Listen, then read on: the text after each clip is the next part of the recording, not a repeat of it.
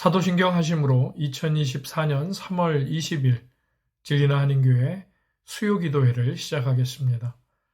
나는 전능하신 아버지 하나님 천지의 창조주를 믿습니다. 나는 그의 유일하신 아들 우리 주 예수 그리스도를 믿습니다.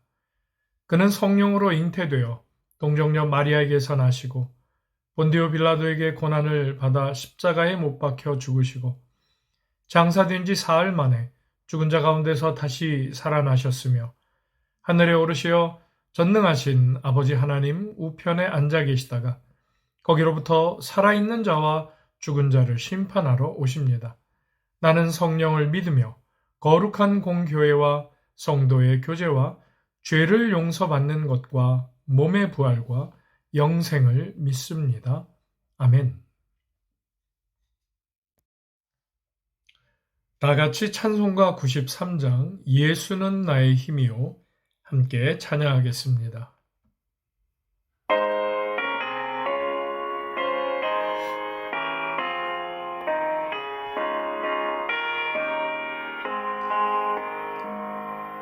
예수는 나의 힘이요 내 생명 되시니 구주 예수 떠나 살면 죄 중에 빠지리 눈물이 앞을 가리고 내 맘에 근심 쌓일 때 위로하고 힘주시리 주 예수. 예수는 나의 힘이요 내 친구 되시니 그네를 간구하면 풍성히 받으리 햇빛과 비를 주시니 주수할 곡식 많도다 귀한 열매 주시느니 주 예수. 예수는 나의 힘이요 내 기쁨 되시니 그 명령을 준행하여 늘 충성하겠네 주야로 보호하시며 바른 길 가게 하시니 의지하고 따라가리 주 예수. 예수는 나의 힘이요 내 소망 되시니 이 세상을 떠나갈 때 곧 영생 얻으리 넘는 복을 주시고 영원한 기쁨 주시니 나의 생명 나의 기쁨 주 예수.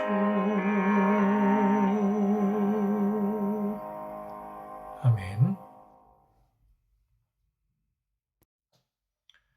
오늘 함께 하실 하나님의 말씀은 시편 8편의 말씀입니다. 구약성경 808쪽에 있습니다.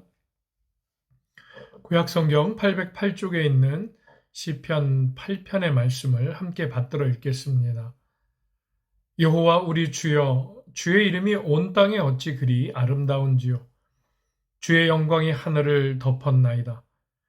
주의 대적으로 말미암아 아이들과 젖먹이들의 입으로 권능을 세우시며 이는 원수들과 보복자들을 잠잠하게 하려 하심이니이다. 주의 손가락으로 만드신 주의 하늘과 주께서 베풀어 두신 달과 별들을 내가 보오니 사람이 무엇이기에 주께서 그를 생각하시며 인자가 무엇이기에 주께서 그를 돌보시나이까. 그를 하나님보다 조금 못하게 하시고 영화와 존귀로 관을 씌우셨나이다. 주의 손으로 만드신 것을 다스리게 하시고 만물을 그의 발 아래에 두셨으니 곧 모든 소와 양과 들짐승이며 공중의 새와 바다의 물고기와 바닷길에 다니는 것이니이다. 여호와 우리 주여, 주의 이름이 온 땅에 어찌 그리 아름다운지요. 아멘. 이 말씀은 살아계신 하나님의 말씀입니다. 아멘. 시편 8편은 표제어가 다윗의 시 인도자를 따라 깃딧에 맞춘 노래라고 되어 있습니다. 시편 8편과 81편 그리고 84편에도 같은 표제가 붙어 있는데요. 여기서 깃딧의 정확한 의미는 사실 알려져 있지 않으나 많은 학자들이 예상하기론 어떤 반주용 악기이거나 또는 특정한 리듬을 지칭하는 말로 그렇게 여기고 있습니다. 시편 8편은 특징적으로 굉장한 기쁨으로 하나님께 올려드리는 감사의 노래로 볼 수 있습니다. 본문 1절은 이렇게 증거합니다. 여호와 우리 주여, 주의 이름이 온 땅에 어찌 그리 아름다운지요. 주의 영광이 하늘을 덮었나이다. 아멘. 1절만 보아도 다윗은 우리가 생각하는 것보다 훨씬 더 깊고 높은 신앙을 갖고 있었다는 사실을 알 수 있습니다. 봄꽃이 이제 질리나이도 곧 만발하게 될 텐데요. 자, 그러한 들판을 걷거나 또는 곱게 단풍이 진 산길을 걸을 때에 브라질의 이구아수 폭포나 또 미국의 그랜드 캐니언 또 크로아티아의 플리트비체 같은 자연 환경을 보고서 그 아름다움에 빠질 수도 있고 그 장관에 우리가 취할 수도 있지만 그런 창조의 모습, 자연의 모습을 보고 하나님을 발견하는 것은 사실 쉬운 일이 아닙니다. 다윗의 이 고백, 어찌 그리 아름다운지요에서 이 아름답다는 위대합니다 또는 정말 장관입니다 라는 그런 의미가 함께 담겨 있습니다. 그러니까 즉 다윗은 주위의 사방의 자연을 보고서 그 자연보다 훨씬 위대하시고 또한 장관을 제공하시는 그 주체이신 하나님을 향해 지금 고백하고 있는 것입니다. 사실 다윗의 영성, 다윗의 믿음이 그랬습니다. 자신이 왕이면서도 가까이에 있는 페르시아의 온갖 보물들, 여러분 왕 주위에 귀한 것들이 얼마나 많았겠습니까? 그런데 시편 속 다윗의 고백을 들어보면 여호와는 나의 방패이시오, 산성이시오, 구원의 뿌리시오, 지팡이시오.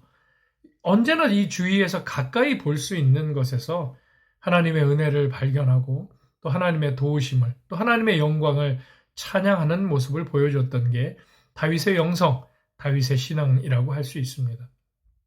여러분 그렇습니다. 하나님의 구원을 깊이 경험한 사람만이 이러한 고백을 사실 할 수 있습니다. 하나님의 구원을 맛본 사람은 자연을 보면서도 하나님이라고 고백할 수 있다라는 거지요.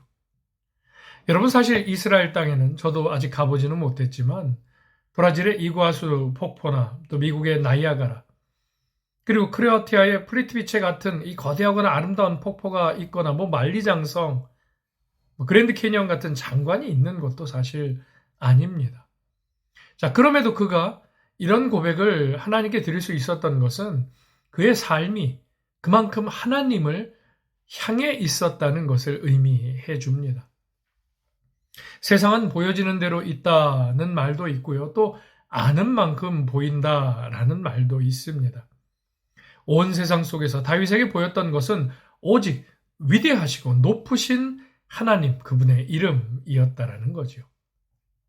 자, 또 2절에서 다윗은 이렇게 증거합니다. 주의 대적으로 말미암아 어린 아이들과 젖먹이들의 입으로 권능을 세우시며 이는 원수들과 보복자들을 잠잠하게 하려 하심이니이다. 아멘. 여기서 다윗은 대적과 어린 아이들을 대조적으로 지금 묘사하고 있습니다. 자, 그럼 대적과 어린 아이들의 차이점은 무엇일까?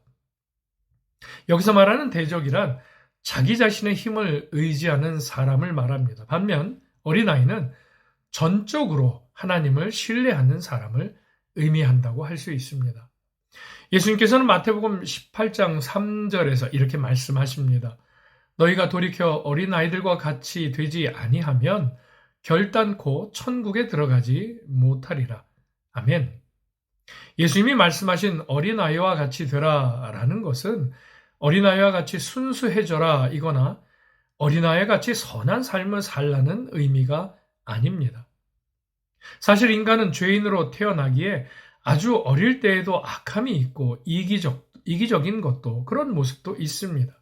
자, 그래서 어린아이와 같이 되어야 천국에 들어갈 수 있다는 이 말씀의 의미는 하나님의 나라는 스스로의 선함이나 능력, 재능 등으로 들어가는 곳이 아니라 누군가의 전적인 도움을 받아서 들어가는 곳임을 의미하는 말입니다. 어린아이들은 스스로의 힘으로 살아낼 능력이 없지요. 갓난아기나 어린 아이에게는 농사를 지을 능력도 없고 물고기를 잡을 능력도 없으며 또 직장생활로 돈을 벌 능력은 더더욱 없습니다. 사실 어린아이들에게 부모님의 도움은 절대적이기만 합니다.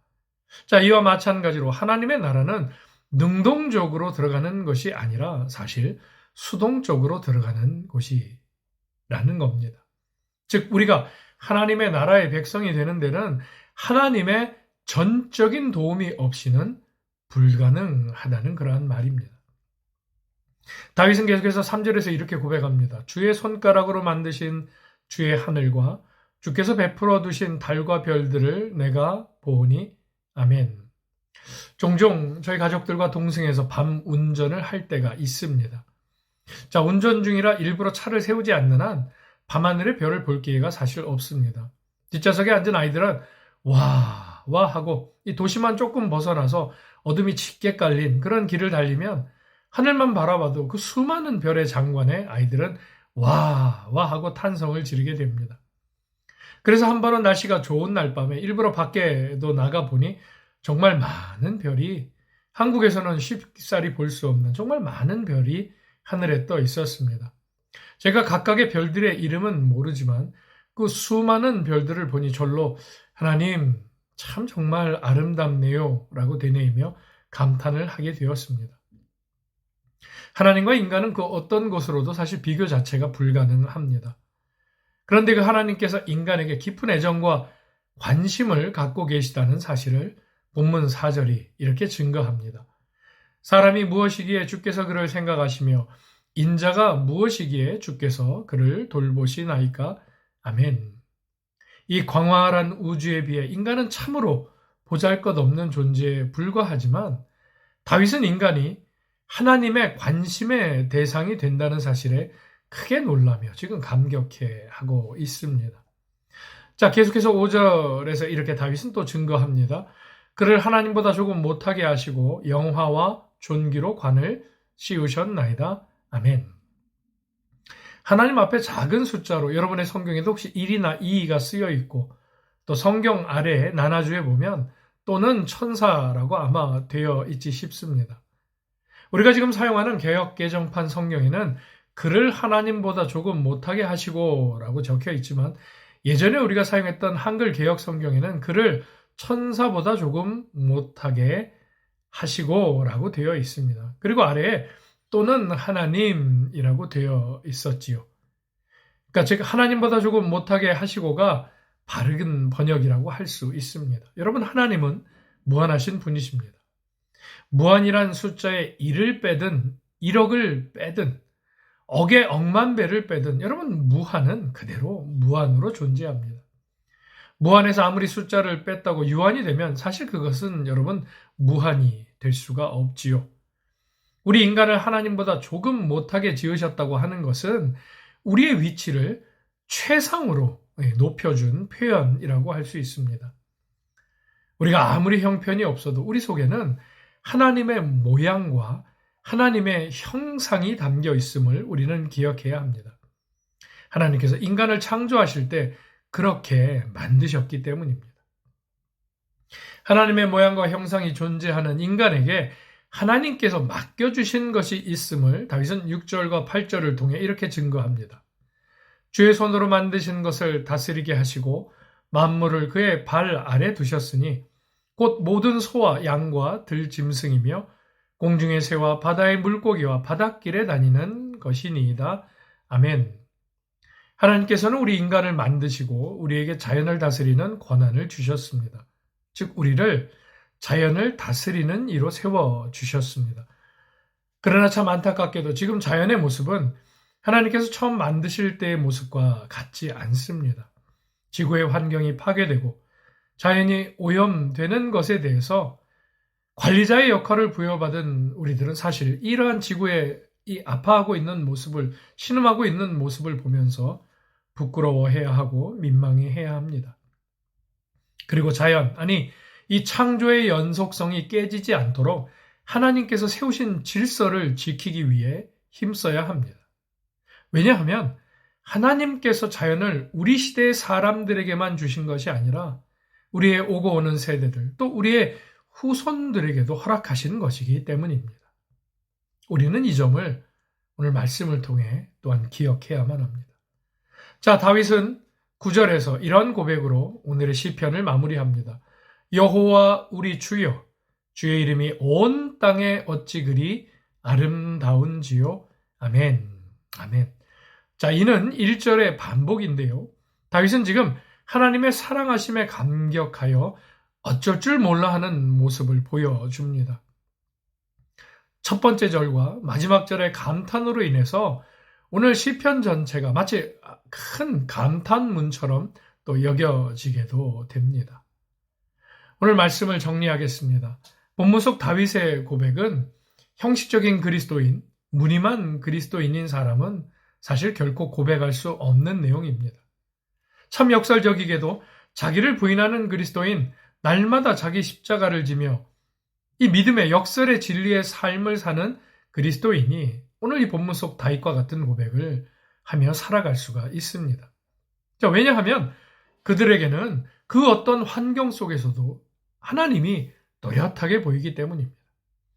하나님께서 마음과 정성을 다하여 심어주신 우리 삶의 자리에서 여호와 우리 주여, 제가 무엇이기에 저를 생각하시며 저를 돌보아 주십니까? 라고 우리의 시편, 나만의 시편, 우리 믿음의 공동체의 시편을 써내려가는 그러한 삶을 소망하는 우리 모두가 될 수 있기를 주님의 이름으로 축복합니다.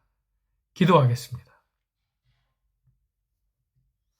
하나님 아버지, 다윗이 하나님을 향해 부른 이 시편이 우리의 신앙 고백과 소원이 되게 하여 주시옵소서. 온 땅 어디에나 하나님의 이름과 하나님의 손가락과 하나님의 흔적으로 가득하지만 세속적 가치관과 욕망에 어두워 물질만, 내 욕망을 채워주는 것들만 보려고 했던 저희들의 우매함을 용서하여 주시옵소서. 우리 인간을 하나님보다 조금 못하게 지으셨다는 오늘의 이 말씀을 사실 우리는 결코 감당하지 못합니다. 하지만 그렇게 저희를 높여 영화와 존귀로 관을 씌워주시는 자리까지 예수 그리스도를 통해 인도해 주심도 감사합니다. 그 하나님의 사랑과 자비와 은총을 잊지 아니하며 우리 각자에게 주어진 소명의 삶을 잘 감당하게 성령 하나님 인도해 주옵소서. 오늘도 저희가 자기를 부인하고 그러한 삶을 살고 자기 십자가를 짐으로 역설의 진리를 행하는 삶을 묵묵히 감당함으로 온 우주보다 더 크신 하나님을 경험하게 하옵시고 그 하나님으로 인해서 감격하는 한날이, 이 한 주간이 우리의 남은 생애가 되게 하여 주옵소서. 믿사오며 우리 구주 예수 그리스도의 이름으로 기도드리옵나이다. 아멘. 주님 가르쳐 주신 기도로 예배를 마치고 함께 기도하는 시간을 갖겠습니다. 하늘에 계신 우리 아버지, 아버지의 이름을 거룩하게 하시며 아버지의 나라가 오게 하시며 아버지의 뜻이 하늘에서와 같이 땅에서도 이루어지게 하소서. 오늘 우리에게 일용할 양식을 주시고 우리가 우리에게 잘못한 사람을 용서하여 준 것 같이 우리 죄를 용서하여 주시고 우리를 시험에 빠지지 않게 하시고 악에서 구하소서. 나라와 권능과 영광이 영원히 아버지의 것입니다. 아멘. 이 시간 함께 몇 가지 기도 제목으로 중보기도하는 시간을 갖겠습니다. 우리 조국 대한민국을 위해서, 나라와 민족을 위해서 함께 기도하겠습니다. 정치 경제적인 안정, 그리고 이제 곧 다가올 4월에 있는 총선, 선한 결과로 나타날 수 있도록 하나님께 영광 돌리는 그러한 결과로 나타날 수 있도록 하나님 인도해 주옵소서. 더 하나 되게 하는 계기가 되게 하옵소서. 기도하면 좋겠습니다. 남과 북의 평화를 위해서도 꼭 같이 기도해야 되겠습니다. 열방을 위해서도 기도하기를 소망합니다. 전쟁과 기아, 난민 등 이 세상의 모든 아픔이 종식될 수 있기를 우리가 기도해야 하겠습니다. 주님께서 사랑하시는 우리 진리나 한인교회를 위해서도 함께 기도합시다.